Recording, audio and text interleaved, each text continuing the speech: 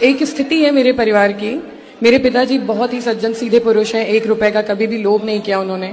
बड़ी मेहनत से खून पसीने से उन्होंने अपना घर बनाया था, छोटा सा।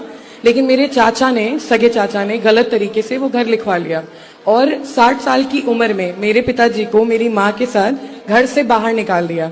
ये स्थिति थी। सवाल ये है, भक्ति भगवान की मेरे पिताजी मेरी माँ भी उसी तरह करते हैं और ज्यादा लग के करते हैं, और वो भी करते हैं। नॉनवेज नहीं खाते, सारे तीर्थ धाम कर रहे हैं। ऐसी परिस्थिति में क्यों अधर्म करके भी आज वो आगे बढ़ रहे हैं? शरीर में कोई रोग नहीं है, हर तरीके से आगे बढ़ रहे हैं। और मेरे माँ बाप जो शुरू से लगे हुए हैं भक्ति में, दान दक्षिणा में, आज बेघर होके किराए के घर में रह रहे हैं और दर दर की ठोकर खा रहे हैं। ऐसा क्यों होता है गुरुजी? कौरवों ने भी पांडवों का राज्य छीन लिया था जी। तो क्या हुआ? कौरवों ने जब राज्य छीना तो देर तो लगी पर सर्वनाश हुआ। जी। हुआ।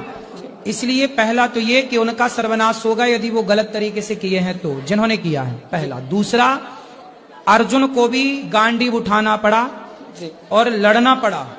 कई बार अपने अधिकार की लड़ाई अपने को ही लड़नी पड़ती है। भगवान बोले मैं साथ हूं पर लड़ तू। अर्जुन के साथ थे पर लड़े अर्जुन जी। भगवान भी साथ उन्हीं का देते हैं जो अपनी लड़ाई स्वयं लड़ते हैं जी। तो अपनी धर्म की लड़ाई स्वयं को लड़नी चाहिए। ये मेरे पिताजी हैं, बहुत घबराते हैं, बहुत तो आपको अपनी लड़ाई लड़नी चाहिए। क्यों लिखवा लिया आपने? केस नहीं किया? केस चल रहा है गुरुजी, केस करा हुआ है, लेकिन वो पावरफुल हैं, पैसे देते हैं, आगे बढ़ रहा है। कोई बात नहीं, ईश्वर के आगे रावण का पावर टिका कि तुम्हारे चाचा का टिक जाएगा।